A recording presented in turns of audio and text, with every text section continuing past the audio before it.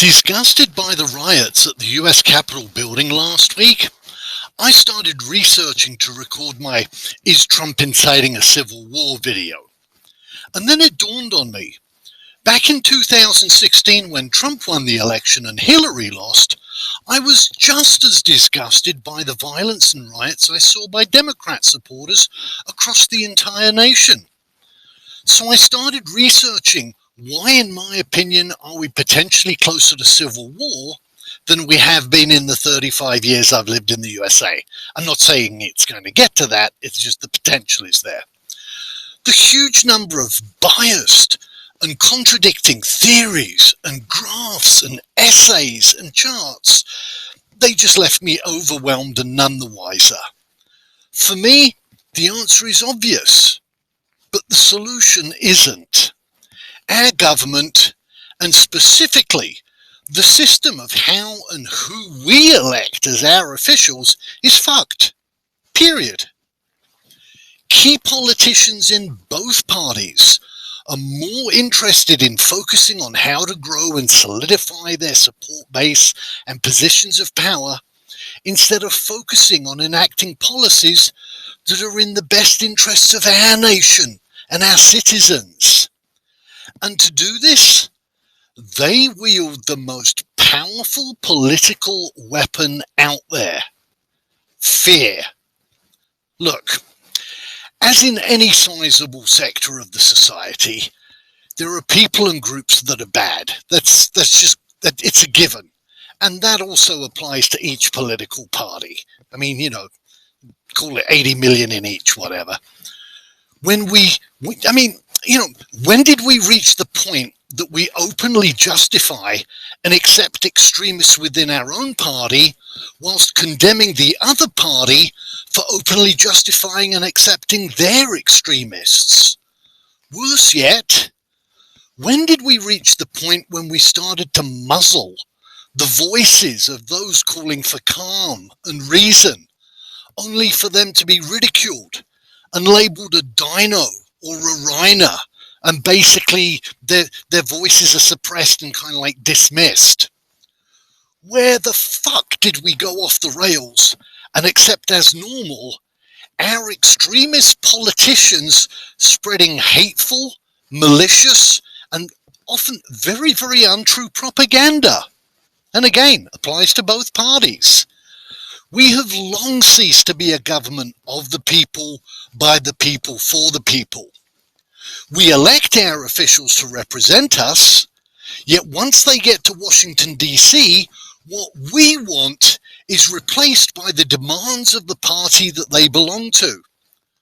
All too often these days, we vote for somebody not because we like them, or we like their policies or the political platform that they're campaigning on. It's quite simply because we hate the other person and their policies. We need an election process that allows for more than one choice of candidate from each party in the presidential election. This would allow us to choose whether we want an extremist or a moderate or whatever, rather than being forced into it.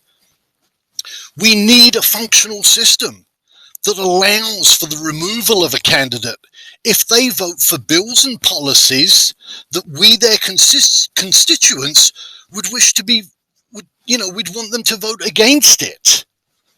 We need to divorce our government from the financial and material influence of lobbyists, period. And we also need to hold the politicians within our own parties accountable if they start embracing extremist agendas.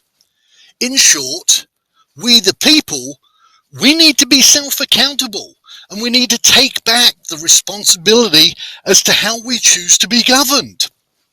Our politicians are meant to be our servants, and they're meant to represent us, not be our dictators.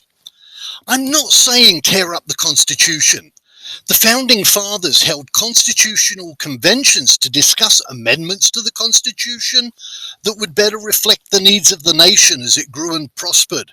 We should do the same on a relatively periodic basis.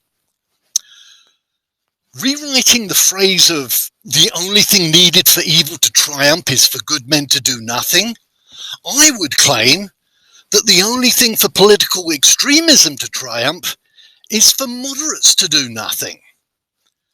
So who is to blame should a civil war break out? After kind of like spending days and lots of thought and thinking about it, in my opinion, it isn't the left or the right-wing politicians. The blame rests with us, we the people, the voters, going back many elections.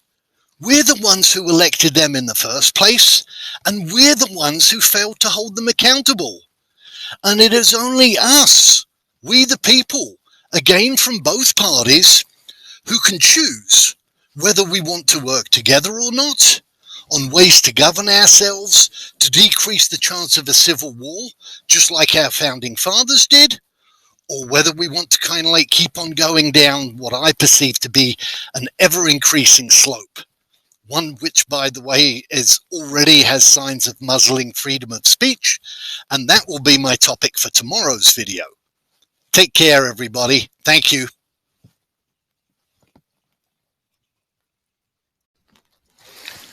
I hope you enjoy the independent and non-partisan perspectives that I strive to present here at Plagued Politics. And if you do, please help support the channel through my Patreon page. To access it, click on the Plagued Politics logo under the video here. Doing so will take you to my YouTube homepage. From there, you can click on the link to my Patreon support page, and there are some neat rewards if you choose to support me. Doing so will help me improve the quality of my content. The equipment, you can probably tell I'm in need of a microphone, professional one, as well as the software, and to be able to dedicate the considerable amount of time and other resources that are needed to create these videos. And please, leave a comment or a criticism down below. It is my genuine goal to try and respond to each and every one of them when possible.